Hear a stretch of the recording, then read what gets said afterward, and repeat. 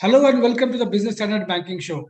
The Reserve Bank of India has increased the policy repo rate by 50 basis points to 5.9% on September 30 during the review of the monetary policy. On the stance, the MPC decided to remain focused on withdrawal of accommodation.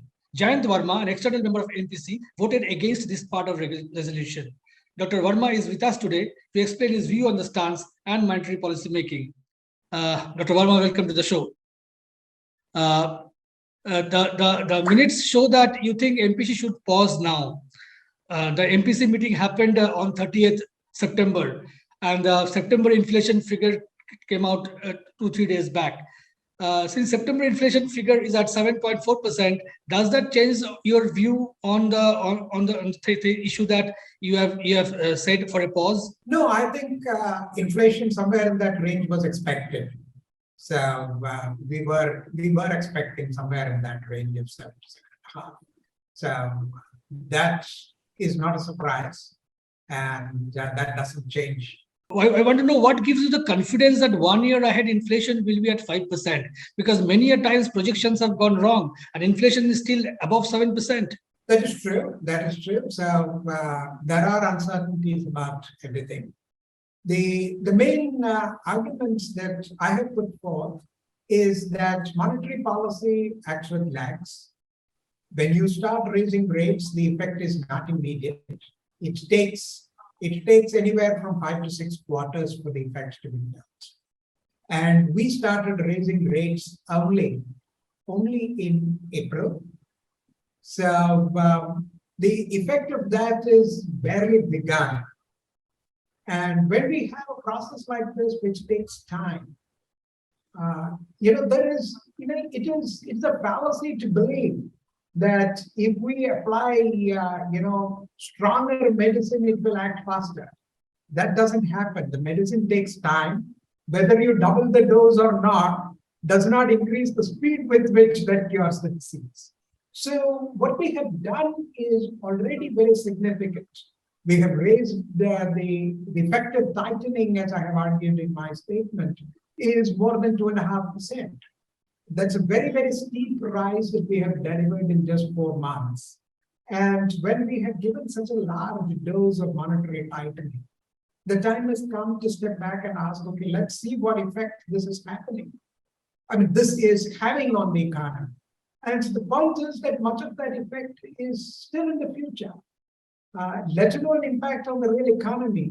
Impact even on the financial side of things is very little.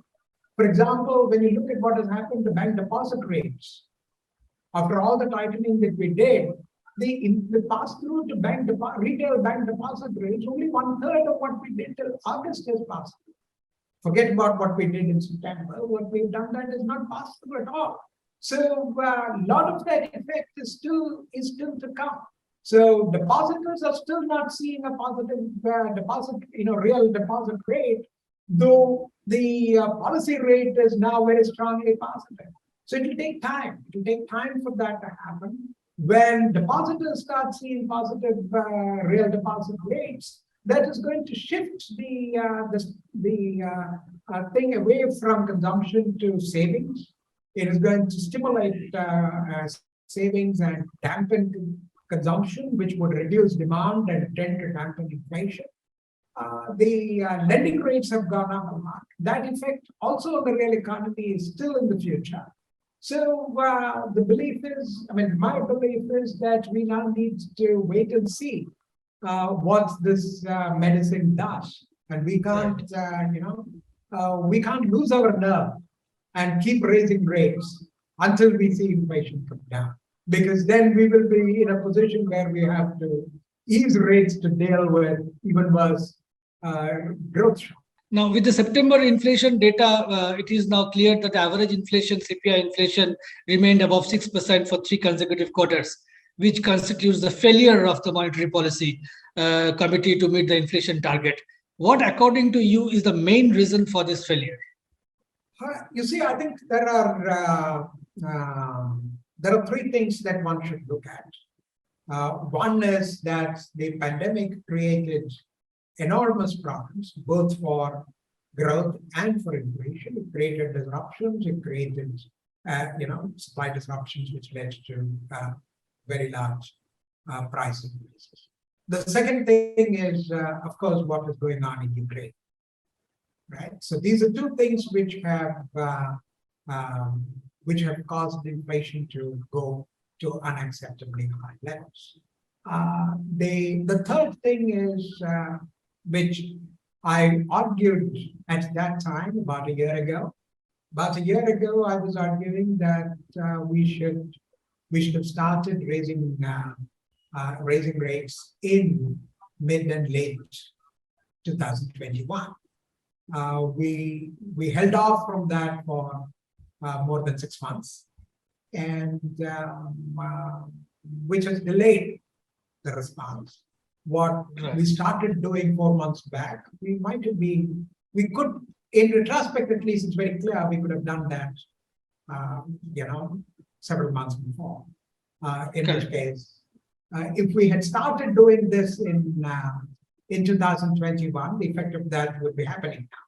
But we stayed away. There might have been good reasons for that, because it was most other members thought that the pandemic is not really over. So that was the disagreement at that time, whether the pandemic is over or not.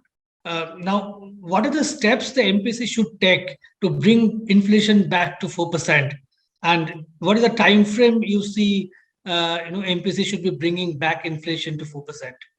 Now, I think that breaks into two questions. One is that we do need to bring inflation below the 6% band very quickly. Okay, so that's where I was saying that we should probably have acted, from second half of 2021 on. Then we would not be in as big a trouble as we are. So there, it has to be very, very quick, and which is why we kept raising rates so rapidly. Delivered 2.5% in just a few months. So that's what we have done to bring it down, and I believe that in another quarter or two, it will drop below the 6%. Then the question comes about how quickly should we bring it down to 5, and how quickly bring it down to 4. I think again we should be bringing it down to 5 also equally quickly. So in a couple of quarters we should be bringing it down to around 5, because we need a cushion. We can never be sure about our forecast. Forecasts can go wrong, and there's little comfort in saying that inflation will be below 6. Unless you bring it down to around 5, there is no margin of error at all. So bringing it down to 5 again has to happen very quickly. So in a couple of quarters, we should be in the ballpark range of 5. That is absolutely essential. But the next question is, how quickly do we bring it down to 4? See, the process of bringing inflation down is also inexorably a process of inflicting pain on the economy. There is no painless way of bringing inflation down. You bring inflation down by pushing growth down, right? In developed markets, they're even more clear about that. You bring inflation down by forcing the economy into recession. Economies like us will probably not need to push it into recession, but we will need to bring growth down significantly to bring inflation. And it is one thing to bring growth down when the economy is doing well. If the economy is growing at 8% and we say we will bring that down to 6%, that's one kind of a thing. But if the economy is growing only at 6, and then you say let's bring it down to 4, that is a lot more painful. And there, the MPC has to balance these two mandates and ask how much pain do we want to inflict on the economy versus how quickly do we want to bring it down to 4%. So that's where the thing is. There are a lot of uncertainties about inflation as well. So many of us are hopeful that the worst of the supply side shocks are over from the global point of view. So maybe inflation will start easing from that side about what's happening to commodity prices and so on. Much of the worst of that has reversed.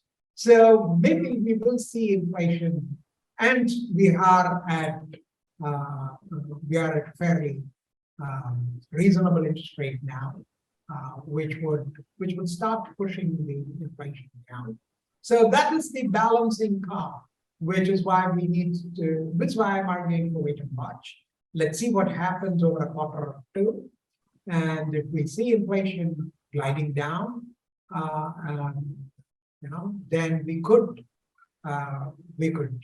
continue to let it glide down gradually and effect a soft landing. The question is, do we want to have a hard landing or a soft landing? And we would prefer a soft landing. But if inflation remains well entrenched and our projected decline does not happen, then clearly we will need more of the intervention. We will need to raise rates even more and dampen demand more aggressively. We would need to do that. But the hope is that will not be required. The hope is that the tightening that we have delivered will start having its impact in another couple of quarters. 4% in 2 years' time, what we're saying is that if everything continues to be as bad as it is now, that crude oil remains elevated and volatile, and economic growth continues to be slow, both inflation and economic growth being adverse, then we would be, then we are saying, is it too bad to bring inflation down more slowly, to bring it down to 4 so that we do not shut down the only remaining engine of economic growth. That's really the thing. But the hope is that we come down to 4 faster because the economy grows faster and we can tighten faster, and that commodity prices come down faster and do the job for us. RBI has to write a letter to the government explaining why it has failed. Do you think the content of the letter should be made public? I would, as an MPC member, I wouldn't want to comment on that. As a private citizen, I have a strong view, but as an MPC member, I would not like to. Dr. Varma, it was a pleasure talking to you. Thank you so much for speaking to Business Standard. Thank you. If you like this video, share it and subscribe to Business Standard. For more news, views and insights, log on to www.business-standard.com. Do also follow us on YouTube, Twitter, Facebook, Instagram, Telegram and LinkedIn. I am the blue of the limitless sky. I am the inspiration that led success soar high. I will achieve, I will fly high. I am the I in SBI. I'm backed by the nation's trusted bank, SBI, the banker to every Indian.